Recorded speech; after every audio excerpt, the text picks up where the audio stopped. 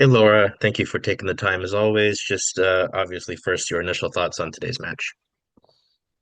Yeah, I thought it was a tough one for us. The we had moments of doing okay, but the way we'd set up ourselves defensively, meant we had to talk to each other, we had to communicate, and on the two goals, we didn't do that, and we were punished for it. And yeah, some of our quality going forward, when we won the ball back was okay. Some of it was we'd get it and we'd give it straight back to them. So I think we just have to get back to the fundamentals, is my honest opinion. Back to the fundamentals of what has made us who we've been this year. And I think we came away from that a little bit today.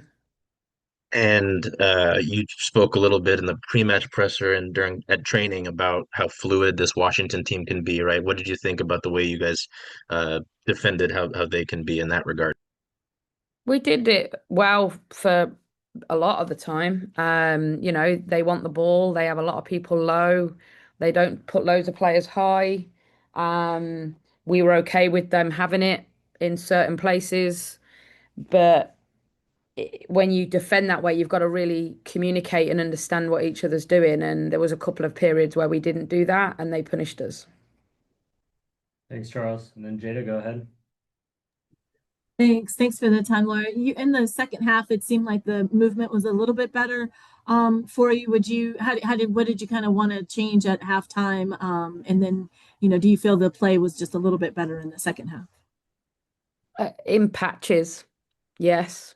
Um, but we didn't put in a full half performance in either half, I didn't think. But yeah, getting Sally in the game helped. She was one of the ones that was sick before the game. She didn't land in DC till last night, because she'd been sick. So we managed to get one of our ones that had been sick on the plane late. And we know with Sally, she has quality in those moments, but um, we're a team that when we set ourselves up and the game looks the way we think it's going to look, we do really well. Like we're pretty good at seeing what's happening and being able to do well if it looks like how we've prepared.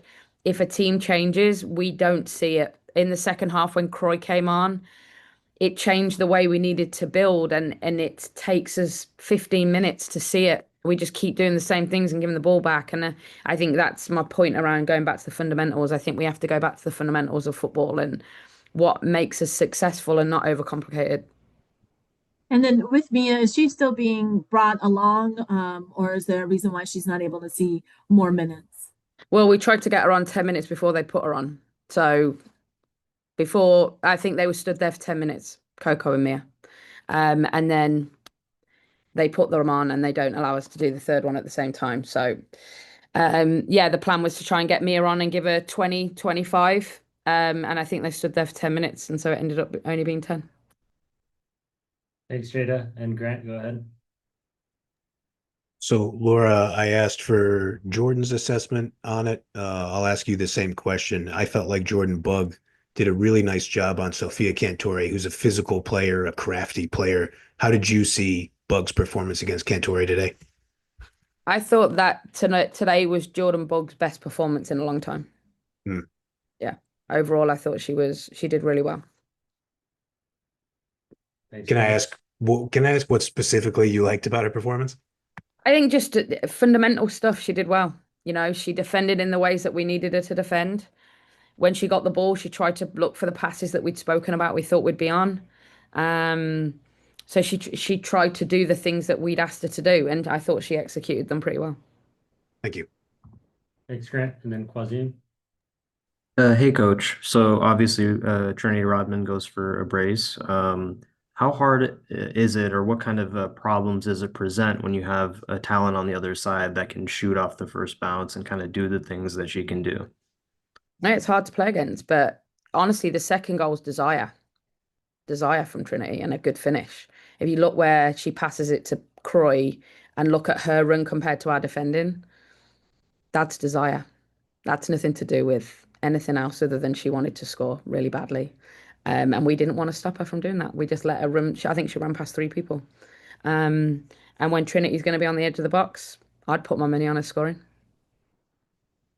Thanks, Quazine. And then we have Roy here in person. Roy, you got a couple questions. Yep. Hi, Laura. I wanted to ask a little bit about the slight formation change out of halftime. It did seem like it created a few more chances, but what did it look like from your view in terms of making the changes to adjust to what Washington was? Honestly, we didn't change. Nothing. We asked them just to be more proactive in what we'd asked them to do. So we did not change shape until literally the second goal went in. Oh, wow. It looked a little different, but I imagine that happens sometimes when there's a little bit more execution. And then, goodness, that threw me off my second question here. Charles has got one. Yeah, Yeah, go back to go back to Charles on see if I Zoom. can remember mine.